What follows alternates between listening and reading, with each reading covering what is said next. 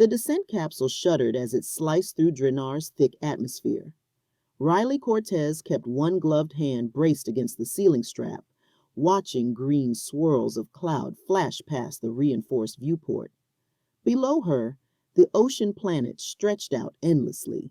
No land masses, no shorelines, just rippling water broken by bulbous city structures that glowed faintly beneath the surface, like jellyfish clustered under moonlight. She muttered, "Looks peaceful." "Bet it isn't." A voice crackled through her earpiece. "Cortez, welcome to Drenar. Docking in 60 seconds. Try not to throw up." "Too late," she replied dryly, tucking a small pack under her arm. Inside were basic tools, sealed notes, and a bag of improvised resistance bands. She hadn't packed weapons. This wasn't that kind of mission. The capsule docked with a soft clang. Moments later, the hatch unsealed with a hiss, and warm, damp air rushed in. It smelled of salt, algae, and something faintly metallic, like a thunderstorm waiting to happen. Riley stepped out onto a spongy platform lit by soft, bioluminescent strips. Waiting for her were 6 tall figures with elongated limbs, webbed digits, and shimmering eyes set deep in cartilage-smooth faces. The Vohari. They stood perfectly still, their movements barely perceptible, like deep-sea predators disguised as statues.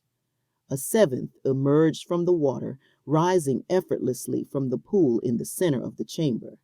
This one's crest bore woven bands of dark kelp. An elder, Riley guessed. "I am Archform Valuin," the figure said in heavily accented standard. "You are the emergency architect." "Engineer," Riley corrected, "but sure, close enough." "We build with time, with patience. Your presence suggests haste." Riley crossed her arms. "Your quake patterns suggest disaster. I'm here to show you how to keep your buildings from becoming burial grounds." Valoon blinked slowly. "Our structures breathe. They bend, not break." "Unless they're underwater when the ground decides to roll sideways. You've seen the reports." A pause. "Yes, we have."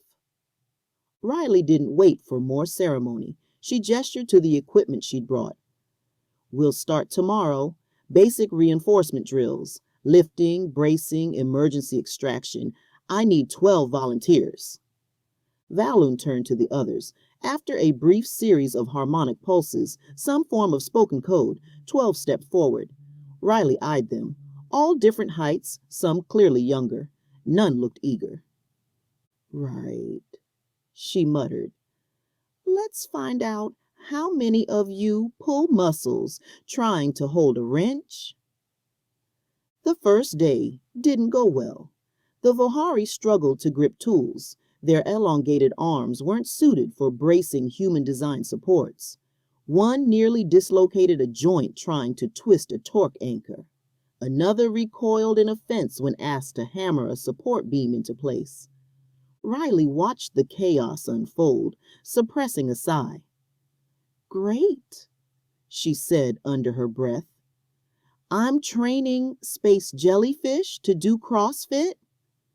But one of them, smaller, sleeker, paused at every step, watching her closely, mimicking her grip, adjusting. She noticed. "Maybe," she said quietly, "you're the one who'll get it." Day 2 began with silence. 12. Vohari stood in a loose semicircle around Riley as she laid out the training equipment on the damp, biosynthetic deck of the station's air-adapted platform. She'd brought collapsible lift bars, tension pulleys, weighted spheres, and a bundle of soft foam beams for bracing drills. Nothing lethal, everything heavy. "All right," she said, clapping her hands. "Today, we learn to move like gravity exists." Most of the Vohari blinked at her, their pupils expanding in the low light. None replied. Riley pointed at a foam beam. "This represents a load-bearing arch segment. It's fallen. Your job is to lift it, stabilize it with a brace, and not sprain a tentacle doing it." One of them clicked their jaws in discomfort. Another adjusted their shoulder joint with a faint pop. "Come on," she said. "Pick it up." The first volunteer, a tall Vohari with reflective scales across his chest, slid forward, wrapped two limbs around the beam, and lifted. Immediately, his left arm trembled. The beam wobbled and slipped sideways, thumping to the ground. Riley sighed. "Again?" They tried and failed. Again and again. Their movements were slow, uncertain. Their limbs, built for graceful swimming and weaving structures from living coral, weren't built for sudden force. Every motion was an argument with physics. She modified the beam supports, added grips. Nothing helped much. By the end of the first circuit, two Vohari were nursing strained ligaments. One was lying flat on the platform, groaning softly in a tone Riley didn't recognize but suspected was Vohari for "make it stop." She handed out electrolyte packs, adjusted to their chemistry, and shook her head. "You can design tidal domes that redirect current flow through memory reactive latticework," she muttered. "But lifting a 12-kilo bar is where the whole system collapses." Valoon arrived halfway through the session, watching in silence as another brace attempt ended in failure. "They are not built for this." "No one is," Riley replied. "Not at first." "They are architects." "Exactly. So let them build strength." He didn't respond, just watched as the smallest of the group, same one from yesterday, stepped up again. Lowen. She'd learned his name was. He gripped the beam more carefully this time, planted his feet, and raised it. Slow, shaky, but it stayed up. Riley knelt beside him and helped guide the brace into position. "Not bad. Now hold it." His tendons quivered. His breathing, if you could call it that, became rhythmic. She nodded. That's what adaptation looks like." When they stopped for rest, Lowen lingered nearby, watching as she coiled the bands and sorted tools. "You learn quickly," she said. He tilted his head. "It is difficult, but interesting. These tools, you trust them?" "More than I trust perfect timing in a quake zone." Lowen looked at his hands. "We do not rush. We do not lift. We grow." "Then it's time you grew this way too." On day 5, Riley changed the rules. The drills had improved, marginally. Lowen could now secure a tri-brace without assistance. 2 others had stopped flinching at the sound of collapsing materials. But overall, progress was slow. Too slow, so she locked the main door behind them, dimmed the lights to simulate power failure, and flooded the chamber with a low-pressure hum that mimicked tectonic vibration. A pre-recorded voice declared, "Simulated breach in dome wall. Structural collapse in 60 seconds." Panic bloomed.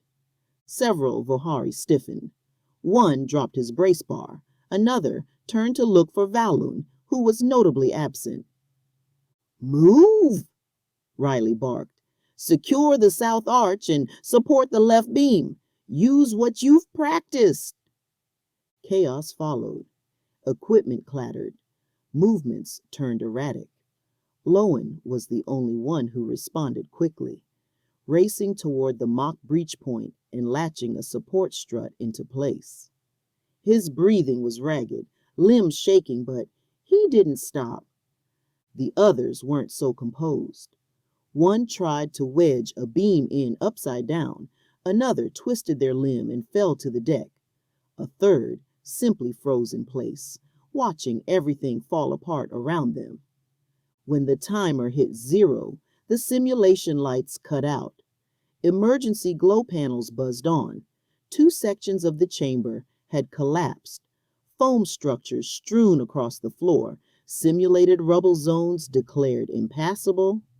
No one had made it to the trapped survivor on the far side. Riley stood in the center of the mess, hands on her hips. "Congratulations," she said, voice flat. "You just lost 3 people and a pressure dome." Silence. One Vohari nursed a bruised limb. Another covered their face with all 4 hands.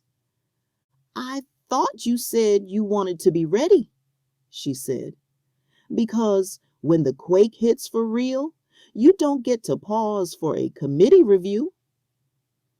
The smallest tremble of light pulsed across the room as Valen finally emerged from the edge shadows. "That was unnecessary." "That was reality," Riley snapped. "You've got brilliant minds, incredible design instincts, but no urgency. You're used to harmony. Nature doesn't care about your harmony." Valun didn't respond, but Lohan stepped forward, his shoulders hunched, skin tone muted. "I could not reach the far side," he said quietly. "I tried. I failed." "You were the only one who tried," Riley said, softer now. Lowen glanced around at the others. "We were not ready. Our minds are tuned to flow and patience. Not this chaos," Riley finished. "Yeah, that's the point." That evening, as the group dispersed in near silence, Lohan lingered. "Why do you push us?" he asked. Riley didn't look up from her gear. "Because no one else will be there to dig your people out when the real one comes, and because I've seen what happens when training isn't enough." She paused. "A dome collapsed on Mars Outpost 7. I was the only one who made it out. 4 of my team didn't. I don't forget that." Lowen's voice was quiet. "We don't forget our dead either. We honor them with memory sculptures." Riley finally looked at him. "Good. Then let's make sure you don't have to build any more." The quake hit just after shift change. Riley was in the fabrication wing, inspecting a batch of hastily printed joint braces when the floor trembled. It was subtle at first, a low hum, the kind you feel more than hear. Then the lights flickered. The air pressure dropped like a held breath. An emergency tone blared, sharp and steady. "Structural instability detected. Quadrant 6 compromised. Evacuate immediately." She dropped the brace and ran. Outside the sealed chamber, blue emergency lights pulsed across the corridor. Vohari were moving fast, fast for them, slipping along the walls, webbed limbs tense. The water was rising in the lower tunnels. Riley cursed under her breath and grabbed her calm. "Lowen!" she snapped. Where are you? Approaching Sector 6, a dome ruptured, survivors trapped. I'm en route. Don't do anything stupid. There was a pause. We trained for this. She allowed herself a tight breath. Then she sprinted. Sector 6 was a mess. One of the living domes had partially caved in, its biostructure sagging, supports crumbled. Emergency seals had activated, keeping the ocean out for now. Inside, visibility was low, water swirling up to the knees. Organic lights flickered above like bioluminescent stars, dimming with each minute.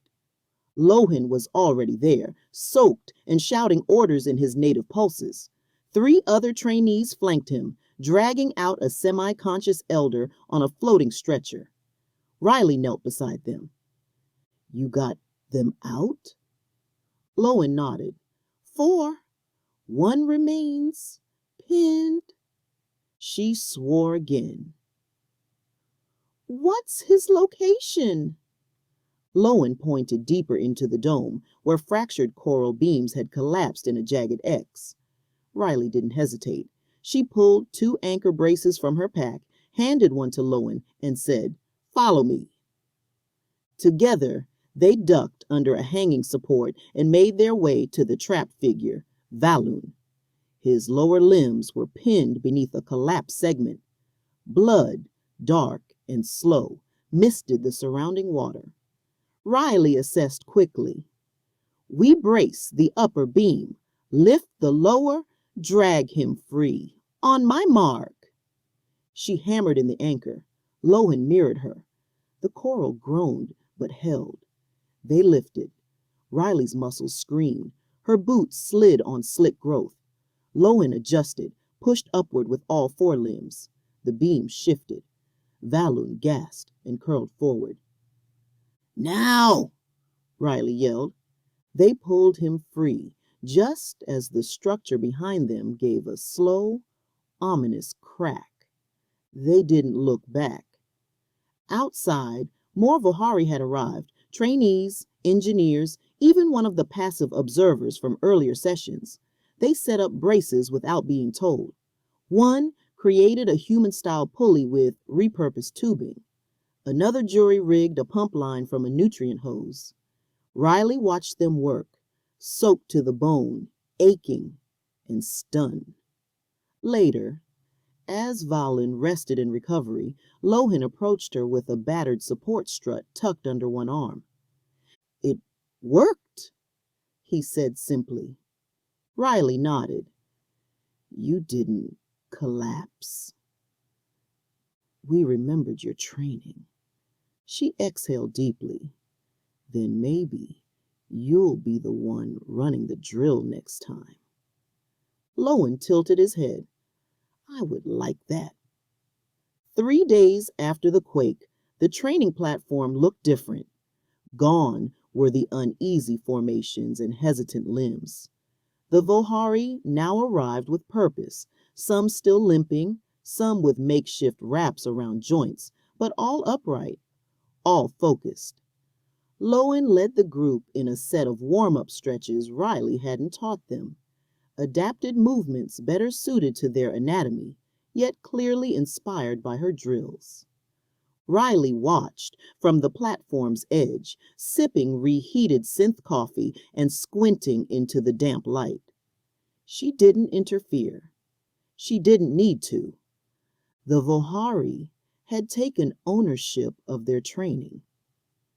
Later, Valun approached, moving slower than usual, but alive, braced by 2 support limbs wrapped in sleek composite bands. You saved me, he said without preamble. We saved you, Riley replied, tipping her mug toward Lohan, who was demonstrating how to adjust anchor tension with minimal force. I just lit the fire. He carried it. Valun's gaze lingered on Lohan. He is becoming a symbol. Riley laughed. He's becoming a leader. that's even more dangerous. There was a moment of silence between them, broken only by the rhythmic clang of bracing drills and the soft thump of water displaced by moving bodies. "We have decided to formalize a rescue corps," Valoon said at last. "Voluntary, cross-trained in both our methods and yours. Lohan will help design the curriculum." Riley didn't answer right away. She just smiled faintly and looked out over the deck, where the next generation of Vohari recruits were practicing with scavenged tools and modified loads. "I assume you'll want me to write a manual?" she asked. "We already began drafting one," Valoon said, "but your tone is difficult to replicate." "No kidding." Later that evening, Riley was called outside the dome. They brought her to a coral bluff just beyond the training structure, where the Vohari had shaped a new sculpture, a flowing pillar twisted in an elegant double helix, braced at the center by a visibly imperfect metal strut. It wasn't pretty. It wasn't meant to be. "This is a memory form," Lowen said beside her. "But not of a person, of an idea. Strength through strain, balance through struggle." Riley folded her arms, blinking against the rising sea breeze. "You sure that crooked strut doesn't ruin your aesthetic?" Lowen's mouth twitched in what she'd come to recognize as amusement. "It holds?" She nodded. "That's all that matters." The next morning, she found a note clipped to the locker that held the training gear. The writing was shaky but readable. "Load drills completed. 0 collapse. Beginning terrain training next cycle. Your methods endure." Riley read it twice, then grinned. The Vohari no longer mocked the exercises. They no longer questioned the urgency. They no longer collapsed. They'd built something stronger than structures, resilience. And for the first time since she'd landed on this wet, strange, beautiful world, Riley felt unnecessary. She liked that.